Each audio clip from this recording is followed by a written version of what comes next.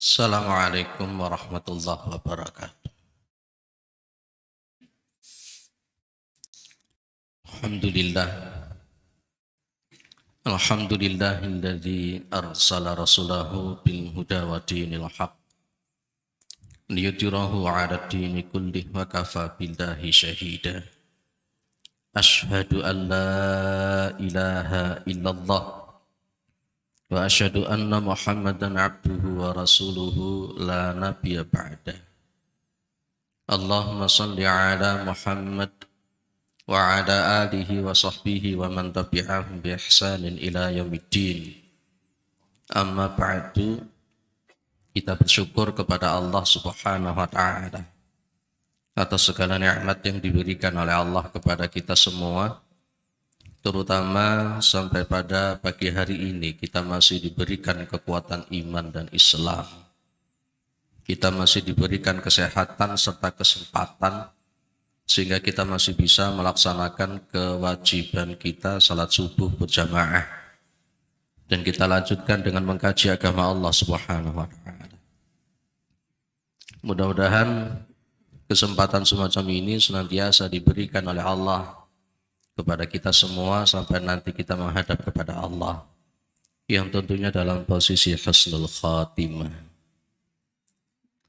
Salawat salam tetap terlimpahkan kepada Rasulullah Muhammad sallallahu alaihi wasallam sebagai khatamil anbiya wal mursalin, penutup para nabi dan rasul yang tidak ada nabi lagi sesudah Nabi Muhammad sallallahu alaihi wasallam. Para jamaah dimuliakan oleh Allah, ada dua perkara, ada dua hal yang tidak ada satupun melebihi keutamaannya.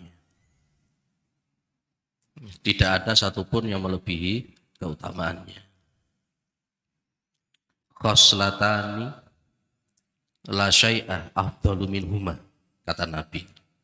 Khoslatani, dua perkara. La syai'a, tidak ada sesuatu apapun, afdalu minhuma, yang lebih afdal daripada keduanya.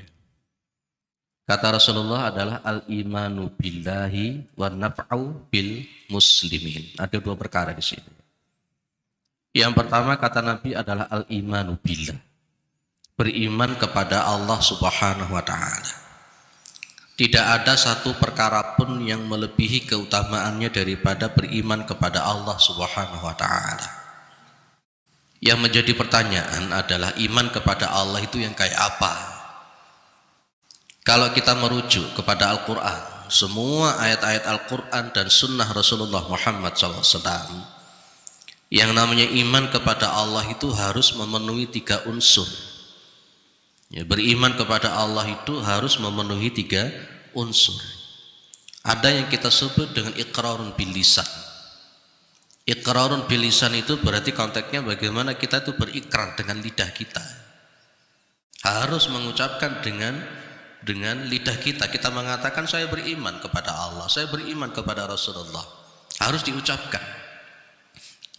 Kemudian unsur yang kedua itu adalah tasdiqun bil qalbi. Adanya keyakinan, ada tasdik, pembenaran. Ya tidak lucu kemudian ketika ada seseorang itu dia mengatakan saya beriman tapi dia tidak yakin di dalam hatinya. Maka unsur yang kedua ini bisa kita lihat ketika Allah Subhanahu wa taala mengatakan innamal mu'minuna alladzina amanu billahi wa rasulihi thumma lam yartabu.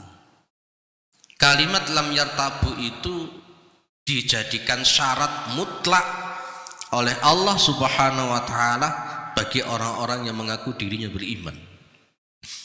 Di situ kan kalimatnya innamal mu'minun. Innama sebagai bentuk faidah lil hasr, sebagai sebuah bentuk pembatasan. Berarti konteksnya setelah kalimat innamal mu'minun, Al-Hujurat ayat 14 itu adalah menjadi syarat mutlak untuk dijadikan orang itu beriman atau tidak, apalagi ditutup dengan kalimat ulaika humus shadiqun. Mereka itulah yang imannya benar. Jadi kalau yang namanya iman itu unsur yang kedua, kalau kita memang mengatakan iman kepada Allah, Tidak boleh ada sekali-kali keraguan-raguan di dalam diri kita. Keraguan-raguan itu miliknya orang munafik. Kalau di dalam bahasa surah An-Nisa itu pakai kalimat mudabdabina baina dzalik. Ya orang-orang munafik itu ya mudabdabina baina dzalik ya. Apa kata-kata mudabdabina? Ada muncul keraguan-raguan, tidak ke sana, tidak ke sini. Kalau orang-orang muslim saya beriman kepada Allah, ya wis iki tek. Itu yang kemudian kita sebut dengan hanif. Hanif yang jamaknya kemudian hunafa. Dan Nabiullah Ibrahim disebut dengan hanif itu. Ummatun qanitatun hanif, dan kemudian sebagai walam yakum minal musyrikin, itu Nabiullah Ibrahim alaihissalam. Jadi kalau namanya hanif itu yaqbilu ilallah wa yadbiru amman siwahu, menghadap kepada Allah Subhanahu wa taala dan berpaling dari selain Allah, itu hanif ya benar. Dan itulah ciri orang yang beriman, tidak ada keraguan-raguan di dalam dirinya. Kalau ada orang-orang masih ada ragu-ragu, maka dia belum masuk unsur yang kedua sebagai iman billah. Bilal bin Abi Rabah ditelanjangi, ya, ditelanjangi, ditaruh di padang pasir yang begitu panas, ditelanjangi, di dadanya dikasih batu yang besar, dikasih batu yang begitu besar, dipaksa ukhruj minad-din al-Islam, keluar kamu dari Islam. Dia tetap mengatakan ahad.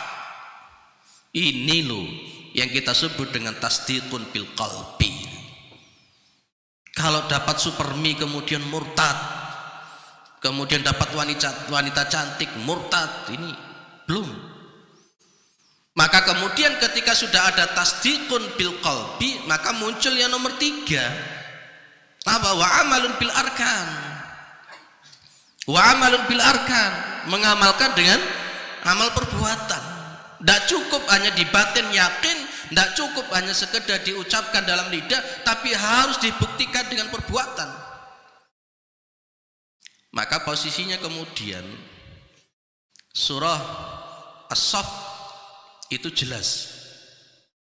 Makanya di situ kemudian Nabi Isa itu tanya sama Hawariyun, kunu ansarallah, jadilah kalian itu penolong-penolong agama Allah. Menjadi penolong-penolong agama Allah itu sebagai bentuk inilah amalun bil arkan. Maka sampai Rasulullah Muhammad SAW pernah mengatakan, man mata walam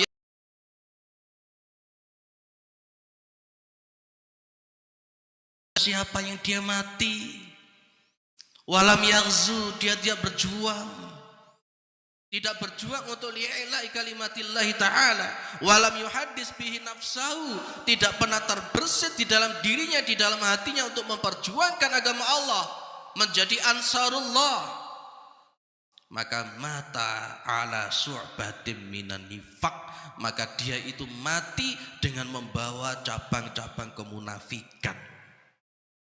Mungkin sholatnya akan dianggap munafik, mungkin puasa Ramadannya dianggap munafik, karena di dalam hatinya tidak pernah terbersit sedikit pun untuk membela agama Allah, untuk menjadi ansarullah.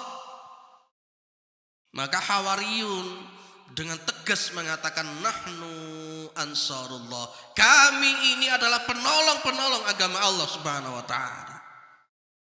Sudah berapa persen kehidupan kita wa amalun bil arkan yang kita gunakan untuk menolong agama Allah Subhanahu wa ta'ala?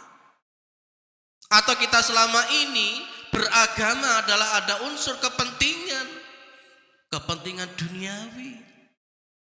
Kita sholat hanya ingin harta yang banyak, kita sholat hanya ingin rezeki yang lancar, kita memakmurkan masjid karena kepentingan entah itu politik ataupun yang lain.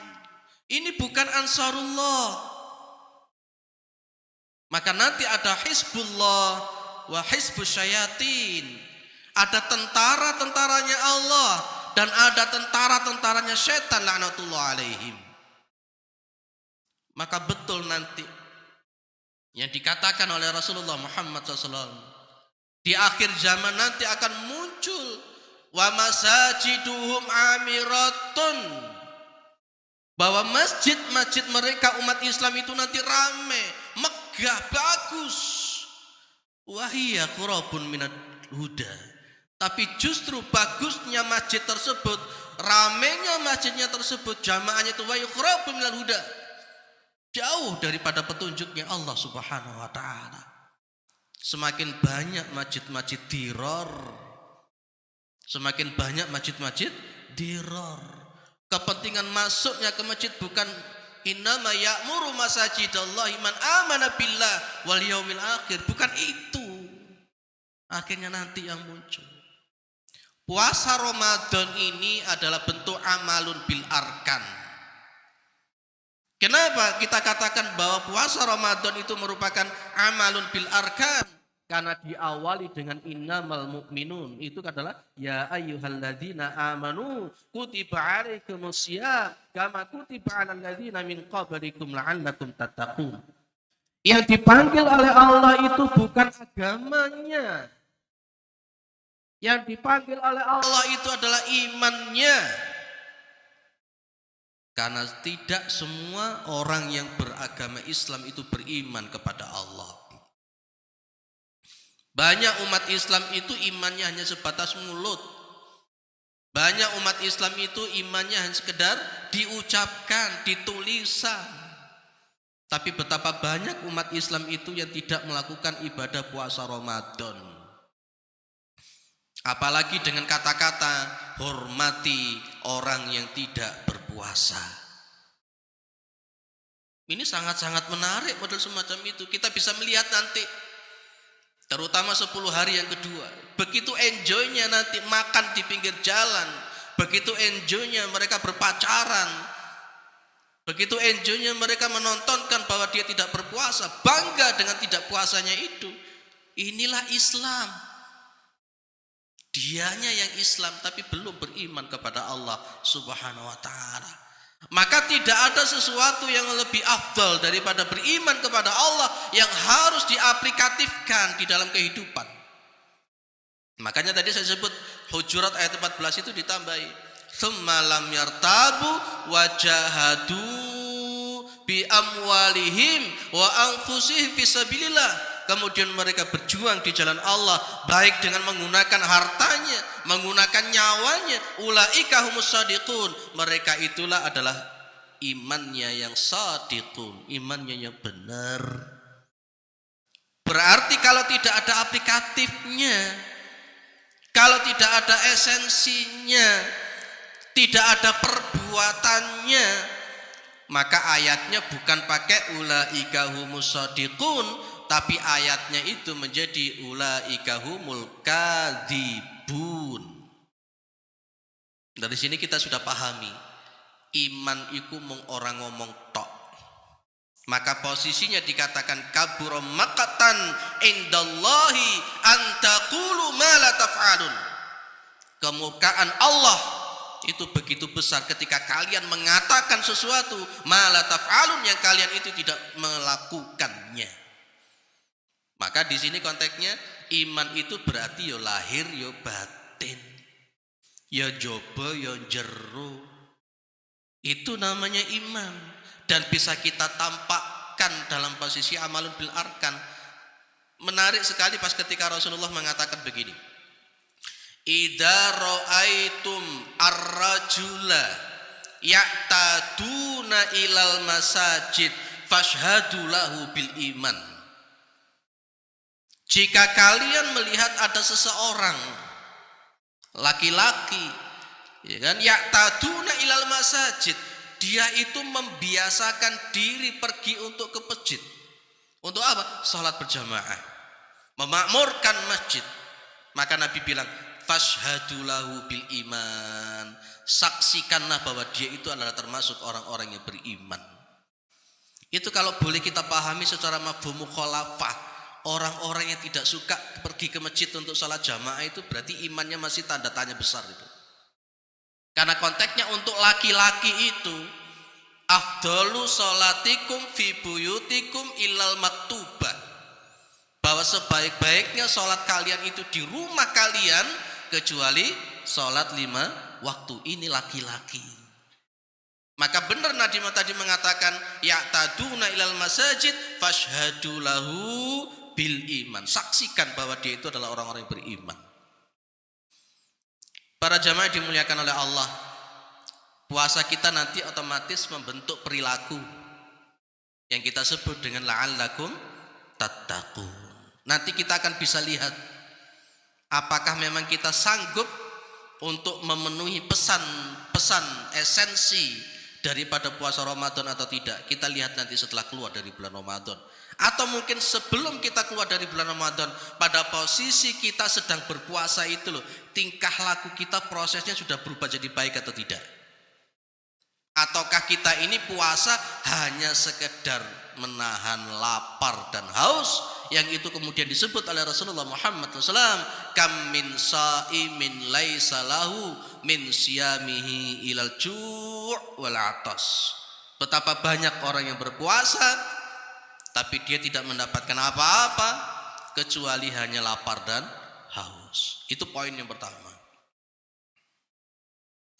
Poin yang kedua, para jamaah yang dimuliakan oleh Allah, perkara kedua yang tidak ada bandingannya dalam posisi keutamaannya, tidak ada sesuatu pun yang lebih afdol ya, daripada iman kepada Allah. Dan yang kedua adalah wan naf'u bil muslimin, memberikan manfaat kepada kaum muslimin, memberikan manfaat bagi kaum muslimin. Yang terjelek itu wadurru bil muslimin, memberikan bahaya kepada kaum muslimin. Apa yang dimaksud dengan wanaf'u bil muslimin? Kita pahamlah. Rasulullah pernah mengatakan khairun nasi anfa'uhum linnas. Sebaik-baiknya orang itu, sebaik-baiknya manusia itu adalah orang yang paling bermanfaat bagi manusia yang lain. Kalau di dalam kitab syarah, yang dimaksud dengan naf'u bil muslimin itu seperti yang disebut oleh Kanjeng Nabi, ahabbul a'mali ilallahi, amalan-amalan yang paling dicintai oleh Allah itu diantaranya adalah idkhalus sururi ila qalbil mu'min. Apa itu idkhalus surur? Memasukkan kebahagiaan, memberikan kebahagiaan kepada siapa? Ila qalbil mu'min, ke dalam hatinya orang-orang mukmin. Macam-macam memasukkan kebahagiaan kepada orang mukmin itu. Ini masuk pada semangat surat Al-Ma'un. Makanya Syekh An-Nawawi Al-Bantani, nah, ada Syekh An-Nawawi itu ada dua. Ada Syekh An-Nawawi yang dia bermadzhab Asy-Syafi'i, yaitu luar biasa, umurnya muda, meninggalnya juga muda, tapi Masya Allah tulisan-tulisannya luar biasa. Termasuk Riyadhus Shalihin, itu tulisannya dari Syekh An-Nawawi. Al-Adhkar itu juga punyanya Imam An-Nawawi, dan seterusnya banyak karang-karang beliau, luar biasa. Ada An-Nawawi yang kedua, yang itu kitab-kitabnya pun juga dibahas di seluruh dunia. Namanya Syekh An-Nawawi Al-Bantani, orang asli Indonesia. Tulisannya juga berbahasa Arab, Arabnya Arab-Arab gundul. Ya, salah satu yang paling terkenal yang dibahas di Indonesia di pondok-pondok pesantren, kitabnya namanya Nasaihul Ibad. Bagus. Itu tulisannya Ibnu Hajar Al-Asqalani. Tulisannya Ibnu Hajar Al-Asqalani kemudian disyarahkan oleh beliau Syekh An-Nawawi Al-Bantani itu. Baik. Para jamaah yang dimuliakan oleh Allah Subhanahu wa taala. Jadi yang dimaksud dalam posisi an-naf'u bil muslimin itu adalah apa? Idkhalus sururi ala qalbil mu'min. Bagaimana kita ini mampu memasukkan kebahagiaan, mampu menyenangkan daripada kaum muslimin yang lain. Dengan apa? Kata beliau Syekh Nawawi, bil ilmi. Memberikan petunjuk keilmuan. Dalam konteksnya bil ilmi wal bayan, memberikan keterangan-keterangan, penjelasan-penjelasan tentang ilmu, tentang tazkiyatun nafas, tentang akidah. Kita sampaikan kepada orang-orang yang memang sebelumnya tidak paham tentang masalah itu. Dengan apa lagi? Bil amwal. Kita memberikan kesenangan kepada kaum muslimin dengan harta kita. Karena konteksnya yadul ulya khairun min yadis sufla. Tangannya di atas itu lebih baik daripada tangannya di bawah. Dengan apa lagi? Bil jah, dengan kepangkatan kita. Bin nafsi, dengan diri kita ini. Semuanya yang ada pada diri kita ini bisa bermanfaat untuk kaum muslimin yang lain. Kenapa? Karena konteksnya adalah al-muslimu akhul muslim. Seorang muslim itu adalah bersaudara dengan muslim yang lain. Innamal mu'minuna ikhwatun fa aslihu baina akhwaikum wattaqullaha la'allakum turhamun itu. Maka disinilah letaknya adab. Disinilah letaknya akhlak. Digandeng dengan konteks asyidda'u 'alal kufar wa ruhama'u bainahum. Bahwa orang mukmin itu dia itu keras sama orang kafir, tegas sama orang kafir. Tapi kalau kepada sesama muslim, ruhama'u bainahum, mereka itu saling kasih menyayangi, kasih mengasihi, mereka membantu. Banyak hadis-hadis yang berkenaan dengan masalah semacam itu.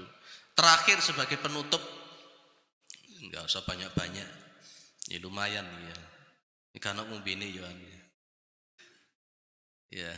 Guyon Pak. Terakhir, jenengan buka di dalam sebuah kitab. Kitab itu pernah kita khatamkan di masjid ini. Kitabnya itu judulnya Min Akhlaqis Salaf. Tulisan Syekh Ahmad Farid. Pernah kita khatamkan di sini. Oh, belum khatam ya? Oh, belum khatam, baru di-cut itu ya. Karena ada Covid itu ya. Ini belum khatam. Enggak usah dikatamkan lah. Nanti dikatamkan di kitabnya. Kecil kitabnya Syekh Ahmad Farid. Di situ itu Syekh Ahmad Farid menceritakan sebuah riwayat. Bagaimana namanya Ibnu Abbas radhiyallahu an. Dia berhadapan dengan Ka'bah. Berhadapan dengan Ka'bah. Ibnu Abbas cuma mengatakan sesungguhnya Allah itu mentakdimkan engkau wahai Ka'bah. Sesungguhnya namanya Allah itu mengharamkan engkau wahai Ka'bah. Innallaha a'dzamaki wa innallaha harramaki. Tapi kemudian Ibnu Abbas mengatakan bahwa hurmatal mukmin, ya, hurmatal mukmin a'dzamu hurmatan minki. Kehormatan seorang mukmin itu jauh lebih besar daripada kehormatanmu. Apa maksudnya Ibnu Abbas seperti ini? Dia ngomong bahwa Ka'bah itu dihormati oleh Allah. Ka'bah itu diagungkan oleh Allah Subhanahu wa taala, tapi seorang mukmin kehormatannya lebih besar daripada Ka'bah. Yang dimaksud oleh Ibnu Abbas, yang itu kemudian disyarahkan di dalam kitab-kitab yang lain itu. Kita ini mampu untuk menghormati Ka'bah. Bahkan kita berupaya semaksimal mungkin, desek-desekan, tarik-tarikan untuk bisa mencium Hajar Aswad, bisa menyentuh Ka'bah. Tapi begitu pulang ke Indonesia, tidak sanggup menjaga kehormatan seorang muslim. Malah justru suka untuk merendahkan kehormatan seorang muslim. Padahal Rasulullah SAW pernah mengatakan, al-muslimu akhul muslim, la yatlimuhu, la yakdibuhu, la yakhdulhu. Tidak saya urutkan. Ada periwayatan bil makna. Ada periwayatan bil makna di situ. Seorang muslim itu adalah saudaranya orang muslim. La yatlimuhu, tidak boleh mendolimi orang muslim yang lain. La yakhdulhu, tidak boleh merendahkan orang muslim yang lain. La yakdibuhu, tidak boleh juga membohongi orang muslim. Kalau di dalam konteks yang lain, di hadis Arba'in An-Nawawi nomor 32 kalau tidak salah, di situ ada kata-kata la tahasadu wala tabaghadu wala tanajashu, kan begitu kan? Masya Allah, buka lagi di situ. Itulah artinya bahwa konteksnya an-naf'u bil muslimin itu diantaranya kita sanggup untuk mampu memberikan kemanfaatan kepada kaum muslimin, termasuk memberikan bantuan-bantuan dan mampu bersikap ruhama'u bainahum kepada mereka. Ini sekelumit yang saya sampaikan, dua perkara hal. Yang itu tidak ada yang lebih afdal daripada kedua itu. Sudah masuk surga atau belum? Ditambahi lagi berarti. Masya Allah. Baik. Kalau saya tambahi, saya balik. Kalau yang mau tidur silakan tidur. Baik. Kalau tadi itu adalah al-imanu billah, maka kemudian Rasulullah Muhammad SAW mengatakan khoslatani la syai'a akhbatsu minhuma. Ini menarik sekali. Rasulullah memakai kata-kata khobas. Apa khobas? Khobis. Khobis itu sesuatu yang kotor, sesuatu yang najis, yang super najis. Maka Rasulullah mengatakan akhbatsu. Dua perkara yang tidak ada satupun yang lebih najis, yang lebih kotor daripada kedua perkara ini. Apa? Asyirku billah wa durru bil muslimin. Asyirku billah. Ini perkara yang paling najis dalam kehidupan beragama. Kalau tadi al-imanu billah dalam konteks aplikatif yang harus kita tunjukkan. Dan konteks ketika kita aplikatif melakukan peribadatan kepada Allah, membuktikan keimanan kepada Allah, jangan sekali-kali dicampur dengan yang namanya syirik. Itu perkara yang akhbatsu, perkara yang paling najis, perkara yang paling kotor menurut Rasulullah Muhammad sallallahu alaihi wasallam. Apa sih sebenarnya yang namanya syirik itu apa? Yang namanya syirik itu apa? Kita seringkali ngomong syirik. Syirik itu apa toh? Konteksnya syirik itu tentunya kita paham ya. Otomatis yang namanya syirik itu bertentangan dengan uluhiyah dan rububiyah. Itu sudah pasti, Pak. Lupa jenengan kok membagi rububiyah, uluhiyah iki piye? Ini namanya istiqra'. Namanya istiqra'. Para ulama mempelajari Al-Quran begitu sedemikian rupa, kemudian menamakan ini rububiyah, oh ini uluhiyah, ini asma wa sifat. Bukan membagi yang disebut, kita ini kan mengatakan uluhiyah, rububiyah dianggap sebagai sesuatu yang bid'ah. Saya mengatakan bahwa ketika saya mengatakan rububiyah, uluhiyah itu bukan perkara yang bid'ah. Itu namanya istiqra'. Alasan saya begini. Kita lihat umpamanya para ulama madhab. Dari mana rukun iman, rukun Islam, rukun wudu yang ada 6. Sementara Imam Maliki itu rukun wudu itu bukan 6, lebih ditambah dengan ad-dalku menggosok. Dari mana mereka? Apakah ada dalil-dalil Al-Quran? Ini namanya istiqra' namanya istiqra'. Imam Syafi'i berijtihad. Baik Al-Quran dan Sunnah memunculkan rukun wudu ada 6. Kan begitu?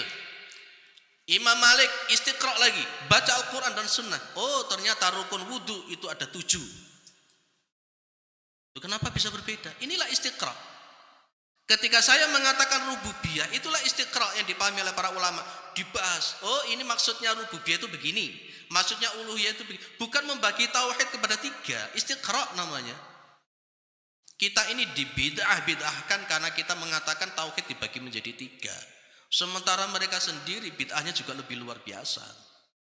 Nah, jadi para jamaah dimuliakan oleh Allah, yang namanya syirik itu secara otomatis dia itu bertentangan dengan rububiyahnya Allah dan uluhiyahnya Allah. Saya tambah 10 menit ya Pak ya. Ya boleh. Karena kalau begitu gitu jangan sholat. Itu masih bareng dengan tanduknya setan. Baik, apa sih konteksnya rububiyah? Rububiyah itu begini loh Pak. Kalau para ulama ada yang menyebut yang namanya rububiyah itu tidak lepas daripada yang 3 hal. Al-Khaliq, Al-Malik, Al-Mudabbir. Ini. Allah itu sebagai pencipta Allah. Allah itu sebagai pencipta. Kalau kita mengatakan ada sesuatu yang lain yang menciptakan selain Allah, syirik. Gitu?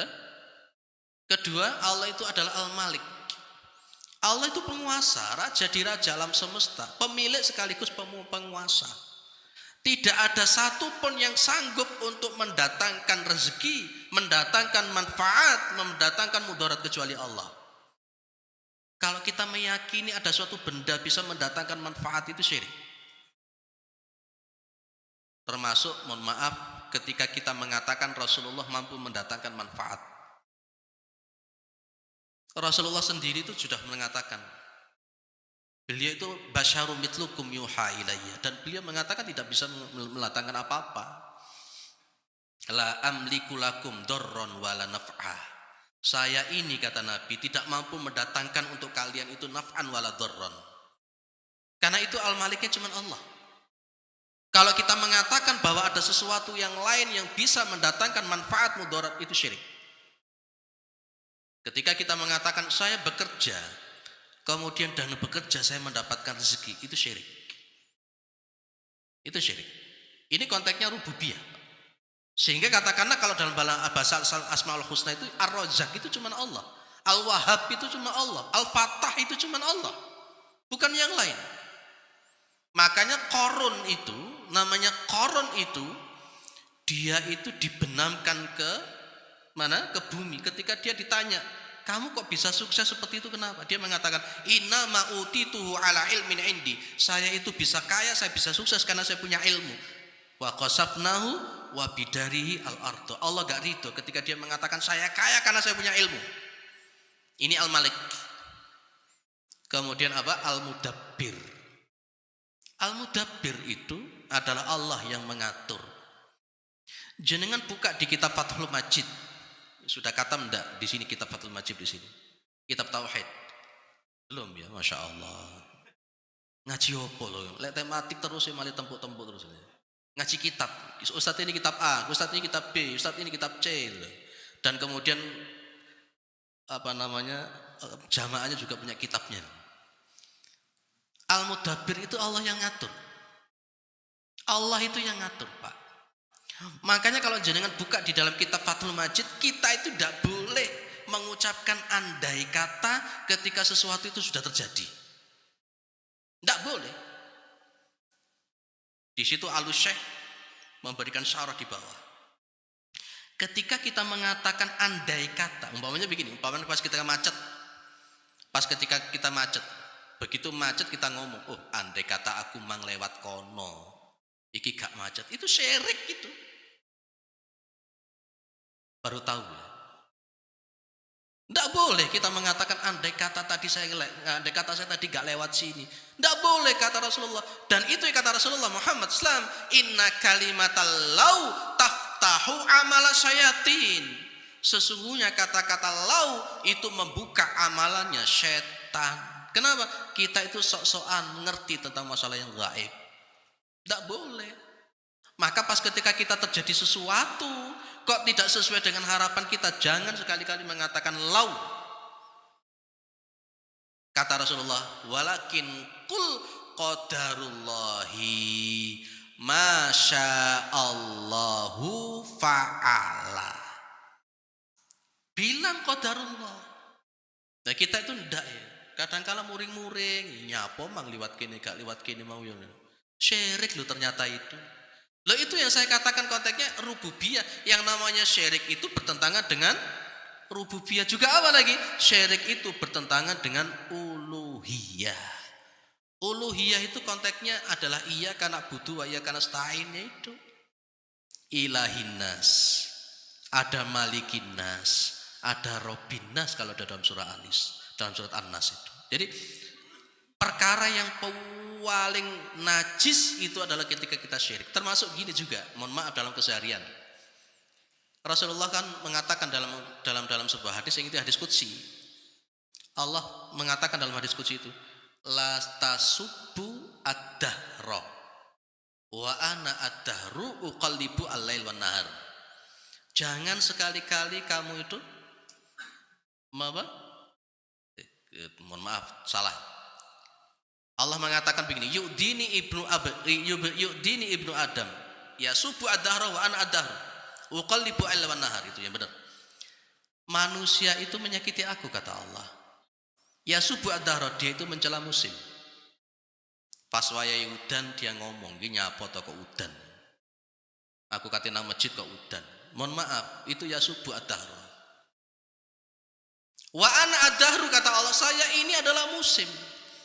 Termasuk ketika jemur pakaian, kemudian tidak hujan, jenengan mengatakan, pinter gak udan. Allah sejak zaman azali itu sudah pinter, gak usah dipinter-pinternya, sudah pinter. Itu termasuk yasubbu ad-dahru wa ana ad-dahru wa ana uqallibu al-lail wan nahar. Saya yang membolak-balik daripada siang dan malam. Fa insyaallah ini yang kita sebut dengan ahwaluz zaman. Insyaallah nanti di pertemuan yang kedua kita akan bahas ahwal-ahwal apa saja. Ada ahwalul abdan, ada ahwaluz zaman, ada ahwalul qulub, ada ahwalul makan. Insyaallah di pertemuan yang kedua. Enggak tahu tanggal berapa itu. Tarawih itu insyaallah. Ini tarawih. Kita bahas itu insyaallah untuk lanjutan daripada seperti ini. Wes cukup. Mudah-mudahan tidak masuk telinga kanan, tidak keluar telinga kanan lagi. Kalau masuk telinga kanan lagi, masuk telinga kanan, keluar telinga kanan, balik semuanya itu. Balik semua. Tidak ada yang dipahami sama sekali ya. Jadi kesimpulannya, ayo jangan sekali-kali menyekutukan Allah. Berimanlah kepada Allah Subhanahu wa taala. Kemudian yang kedua, berupaya semaksimal mungkin kehidupan kita bermanfaat untuk kaum muslimin. Mudah-mudahan bermanfaat. Kurang lebihnya mohon maaf. Subhanakallahumma wa bihamdika asyhadu an la ilaha illa anta astaghfiruka wa atubu ilaik. Assalamualaikum warahmatullahi wabarakatuh.